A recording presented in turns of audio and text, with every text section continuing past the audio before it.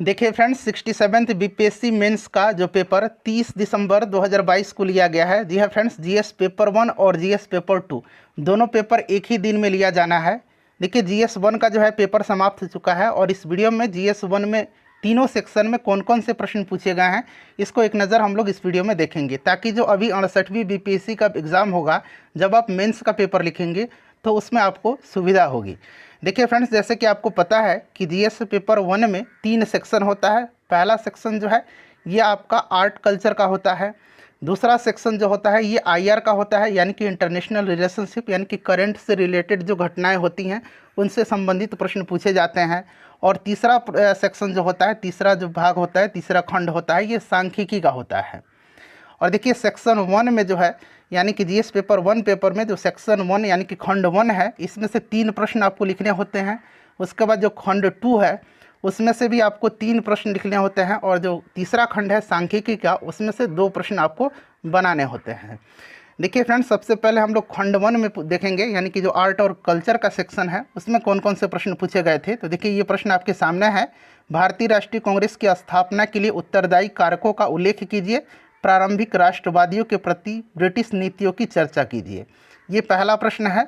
उसके बाद दूसरा प्रश्न देखिए पूछा गया है, ये गेस क्वेश्चन रहा है इस बार का, कि 1857 से 1947 के मध्य बिहार में पाश्चात्य एवं तकनीकी शिक्षा के विस्तार के क्रम को अनुरेखित कीजिए। उसके बाद देखिए तीसरा प्रश्न है कि एक प्रतिष्ठित राष्ट्रीय नायक के रूप में गांधी जी के उदय के लिए उत्तरदायी कारकों का आलोचनात्मक विश्लेषण कीजिए।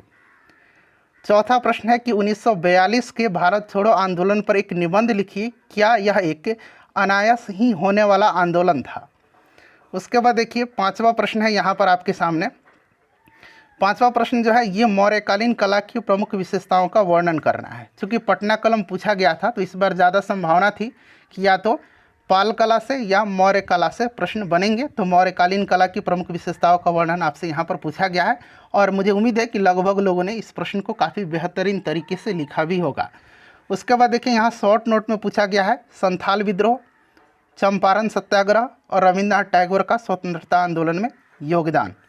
उसके बाद देखिए दूसरा खंड जो है यहाँ पर देखेंगे, ये दूसरा खंड है, यानी कि आईआर का जो ये सेक्शन है, इसमें पूछा गया है कि क्वाड, यहाँ देखिए क्वाड अंग्रेजी में लिखा गया है, क्वाड की उत्पत्ति, सदस्यता, विकास एवं उद्देश्यों का वर्णन कीजिए और भारत के लिए इसका क्या महत्व है। इस प्रकार के प्रश्नों का आंसर दे करके आप अधिकारी बन सकते हैं। तो आप अभी से समय है, अभी 68वीं बीपीएससी के लिए ऑप्शनल का जो है झंझट खत्म हो चुका है। आप ज़्यादा से ज़्यादा कम से कम प्रतिदिन 2 से 3 घंटे मेंस के लिए निकालिए। उसके बाद देखिए इसमें से अगला प्रश्न पूछा गया है, यहाँ पर देखिएगा कि अग्निपथ विकास अथवा विनाश की ओर पथ है, टिप्पणी कीजिए। ये जो अग्निपथ है उस पर आपको लिखना था। उसके बाद देखिए भारतीय संदर्भ में एक राष्ट्र एक निर्वाचन की अवधारणा का वर्णन कीजिए तथा इसके पक्ष एवं विपक्ष में अपने तर्क लिखिए। पक्ष में भी देना है और विपक्ष में भी देना है। उसके बाद देखिए पूछा गया था कि रूस और यूक्रेन के मध्य युद्ध का मूल कारण क्या है। देखिए ये तो आपका गेस क्वेश्चन था ही। उसके बाद क्वाड था, I2U2 था, SCO था, ठीक है। तो देखिए क्वाड से प्रश्न बना है, रूस यूक्रेन युद्ध बना है और इससे भारत पर जो है इसका क्या प्रभाव है, विश्व के राष्ट्रों पर इसके प्रभाव का वर्णन आपको करना है भारत के संदर्भ में। उसके बाद यहाँ पर देखिएगा कि प्रायः यह आरोप लगाया जाता है कि सत्ताधारी दल अपने निहित स्वार्थ हेतु संवैधानिक संस्थाओं का दुरुपयोग करता है। क्या आप इस मत से सहमत हैं? अपने उत्तर के पक्ष में तर्क दीजिए।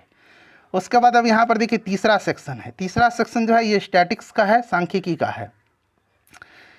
यहाँ से आपको 2 प्रश्न बनाने होते हैं। ये आपका यहाँ पर देखिए दिया गया है आपका यहाँ पर टेबल, और उसमें से यहाँ अंग्रेजी में भी है और नीचे हिंदी में भी आपको इसका यहाँ पर प्रश्न मिलेगा, ठीक है। देखिए निम्न सारणी को ध्यानपूर्वक पढ़ना है और यहाँ पर देखिए 7 छात्र का 6 भिन्न विषयों में जो प्राप्त अंक हैं उनका प्रतिशत यहाँ पर दिया गया है और ये उस पर आधारित प्रश्न है। यहाँ आपको इसमें से आंसर देना है। तो ये सांख्यिकी का है। यहाँ पर आप देखिएगा, यहाँ पाई चार्ट से भी संबंधित प्रश्न है, आप देख लीजिए। एक बार मैं आपको दिखा देता हूँ और वीडियो को ज़्यादा से ज़्यादा फ्रेंड्स इसको आप लोग शेयर करेंगे, ठीक है। देखिए तो इसमें से 2 ही प्रश्न आपको करने होते हैं। यहाँ पर देखिए ये ग्राफ वाला भी पूछा गया है।